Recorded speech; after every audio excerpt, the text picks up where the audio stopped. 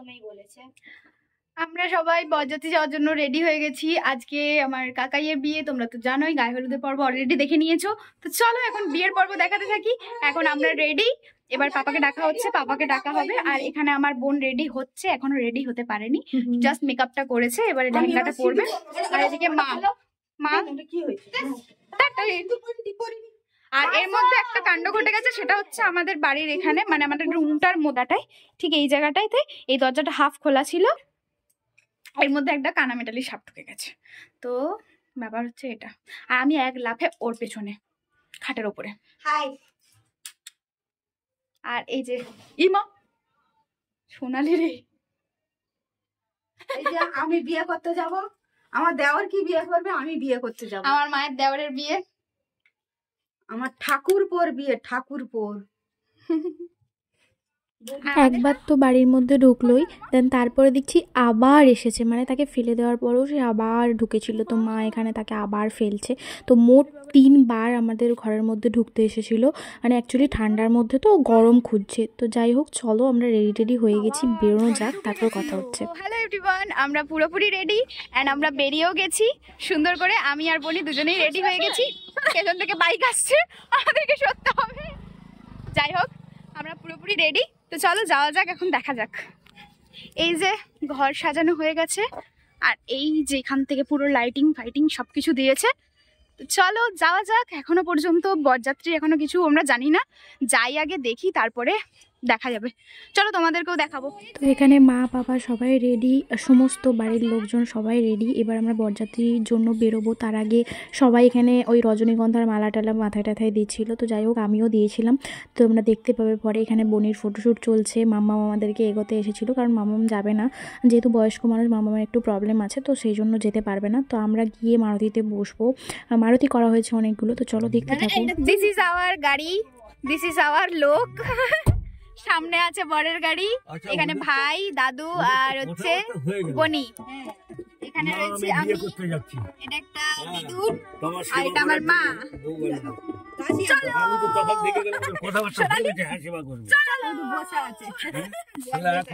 তো এখানে সামনে কাকাইয়ের গাড়িও রেডি, কাকাইও রেডি, একদম আমাদের বরমশাই রেডি হয়ে গেছে। তো চলো যাওয়া যাক। এখানে কাকাই গাড়িতে উঠবে, দেন তারপরে প্রথমে কাকাইয়ের গাড়ি বেরোবে, দেন তারপরে আমাদের প্রত্যেকটা মারুতি বেরোবে। প্রায় 7-8টা মারুতি ছিল, একসাথে সবাই মিলে বেরোনো হচ্ছিল। তো ভীষণ মজা করতে করতে গেছি, মানে আমরা গাড়িতে যে কজন ছিলাম, আমরা মানে নাচতে নাচতে গেছি, এত সুন্দর লাগছিল, মজা করতে করতে গেছি। আর এই হচ্ছে আমার একটা কুচু ভাই, যাকে তোমরা আগের ব্লগে দেখেছো, যে আমার বাড়িতে এসেছিলো, যে ভাইটা এসেছিলো তার দাদা এটা। তো যাই হোক, সেই কাকিমারই 2টো ছেলে। তো সেটা ছিল ছোট, এটা হলো বড়। তো চলো দেখতে থাকো। আমি এখানে ভয়েস ওভার দিতে বাধ্য হচ্ছি, কারণ এখানে প্রচুর জোরে জোরে গান বাজছিল, আর আমরাও প্রচুর নাচানাচি করছিলাম। তো যাই হোক, এখানে আমি ভয়েস ওভারটা দিতে বাধ্য হচ্ছি, কারণ হচ্ছে প্রচুর জোরে জোরে গান বাজছিল আমাদের, মানে এত জোরে জোরে গান চালানো হচ্ছিল, পুরো একদম ফুল মানে ভলিউমে গানটা চলছিল।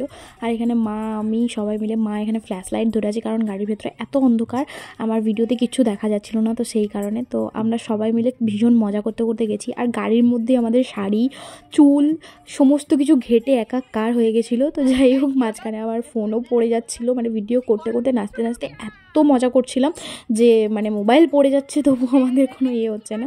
তো যাই হোক, চলো দেখতে থাকো। আমরা কাকাইয়ের ওখানে গিয়েও, মানে নতুন কাকিমার বাড়িতে গিয়েও প্রচুর নাচানাচি করেছি আমরা, মানে ব্যান্ড পার্টি আমাদের সাথে যাচ্ছিলো, আমাদের সামনে যাচ্ছিলো, আর আমরা নেচে নেচে মানে বরকে নিয়ে ঢুকেছি। তো আমাদের এন্ট্রিটা ছিল মারাত্মক লেভেলের, মানে তোমরা দেখলেই বুঝতে পারবে যে কতটা মারাত্মক লেভেলের এন্ট্রি ছিল। তো এখানে গাড়ির মধ্যে নাচটা আর বেশি দেখাতে পারছি না, কারণ গাড়ির মধ্যে এত বেশি আওয়াজ হচ্ছিলো যে আমি এত ভয়েস ওভারে কী বলবো বুঝতে পারছি না। মানে আমরা উলু দিচ্ছিলাম, কারণ যেহেতু বরের গাড়ি, বরযাত্রী যাচ্ছি, তো উলু টুলু দিচ্ছিলাম। তো মা, আমি, দিদুন সবাই মিলে ভীষণ মজা করতে করতে গিয়েছি। তো আগে চলো ওখানে পৌঁছে যাই, আমরা একটু পরে পৌঁছে যাব। তো দেন তারপরে তোমাদেরকে দেখাচ্ছি।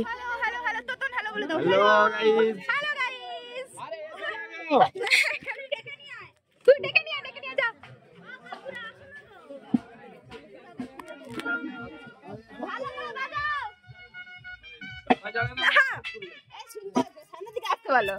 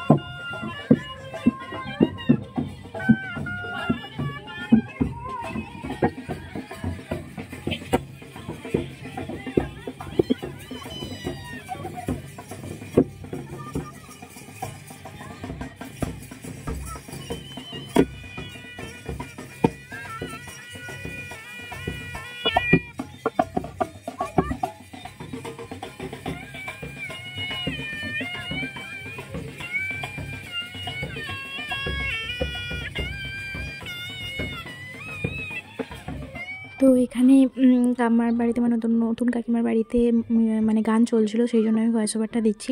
তো এখানে আমরা প্রচুর মাস্তি করেছি, তোমরা তো দেখতেই পাচ্ছ। সবাই মিলে আমরা ভাই বোনেরা, পিসিরা, মামিমা, মানে সবাই, মা, কাকিমা, জেঠিমা, যারা যারা ছিল, দাদু, দিদা, সবাই আর কি এত মজা করেছি। দেন তারপরে কাকিমার বাড়িতে বরকে আসনে বসতে দেবে না, শাড়িরা সবাই মিলে ঘিরে রেখেছে, আর এখানে টাকা না দিলে বসতে দেবে না। তো যাই হোক, তোমরা দেখতে থাকো।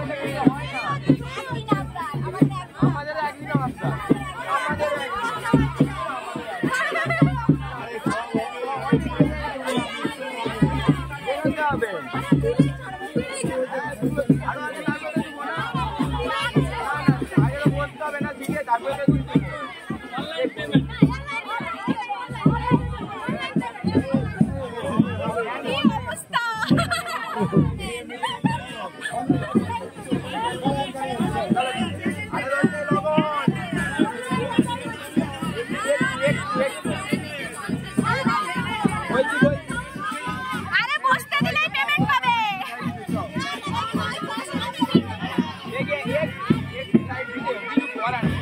তো এরপর কাকুকে অনেক কষ্টে বসতে দেওয়া হয়েছে, ওদেরকে ডিল ফাইনাল করে যে এত টাকা দিতে হবে দিলে ওরা বসতে দেবে। তো ডিল ফাইনাল করার পর কাকিমার বাড়িতে এখানে পনির কাবাব ছিল, তো পনির কাবাব সকলকে এখানে কফি, পনির কাবাব, জল, এইসব মানে টিফিন স্ন্যাক্স যেগুলো হয়, তো আমরা এখানে বসে সেটাই খাওয়া দাওয়া করছিলাম। দেন তারপরে চলে গেছিলাম একদম সোজা কাকিমার বাড়িতে। এখানে কাকিমার আশীর্বাদই হচ্ছিল, তো ও আগের দিন আশীর্বাদই হয়নি, বিয়ের দিনেই আশীর্বাদই করে বরকনেকে বসতে মানে বিয়ের পিড়িতে বসাবে, তো সেই কারণে এখানে আশীর্বাদীও চলছিল, ফটো সেশন চলছিল।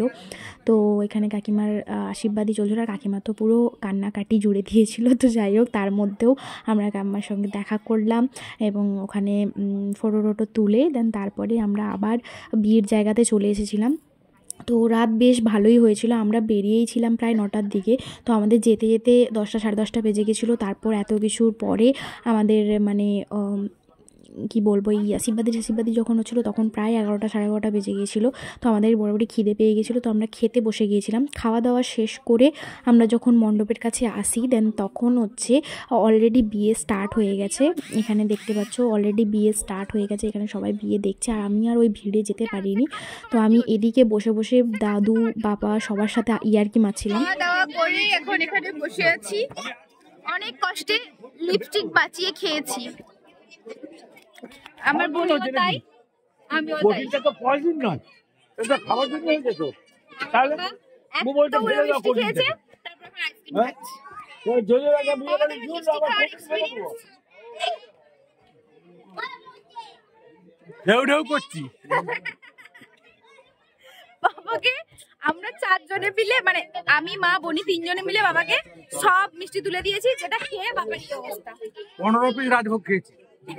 15 পিস রাজভোগ, তাও আবার নোলেন গুড়ের ছানার তৈরি, একদম 250 মতো মাংস খেয়েছি, খাসি মাংস। গর্ব করে বলছে। এখানে দাদু আবার বলছে সহ্য করতে পারলে হলো।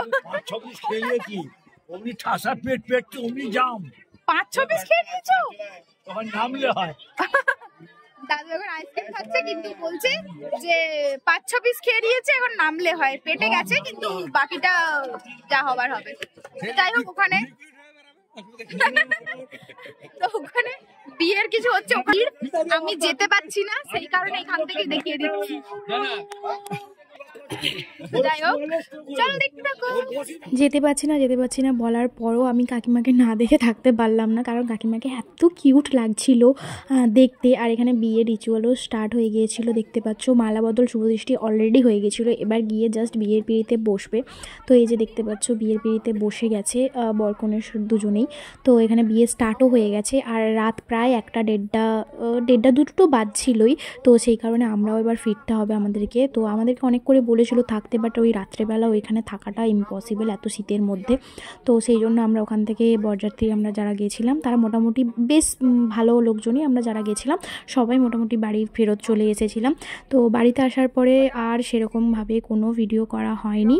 তো যেহেতু অনেক রাত হয়ে গেছিলো, তো বাড়ি আসার পরে মোটামুটি ড্রেস চেঞ্জ করে মেকআপ তুলে ঘুমোতে 3টে সাড়ে 3টে 4টে তো বেজেই গিয়েছিলো। তো সেই কারণে আর সেরকমভাবে ভিডিও করা হয়নি। এখানে ভিডিওটা শেষ করতে হচ্ছে, দেখে নাও। যাত্রীর পালা শেষ, সো আমরা এখন হচ্ছে টাটা বাই বাই বাড়ির দিকে যাচ্ছি। আমি মা বনি দাদু কাকু ভাই সবাই মিলে আমরা এখন চলে যাচ্ছি, মানে আমরা বরযাত্রী যারা এসেছিলাম মোটামুটি সবাই চলে যাচ্ছি। আর বাবা যা খেয়েছি, উফ, যদিও আমি মাংস টাংস কিছু খাইনি, মাটন হয়েছিল, খাওয়া দেখাতে পারিনি, মায়ের খাওয়া দেখিয়েছি। শর্টস দেখে নিও, তোমরা শর্টস দেখে নিও, খাওয়া দেখাতে পারিনি। তো যাই হোক, এখন আপাতত আমরা যাচ্ছি বাড়ি।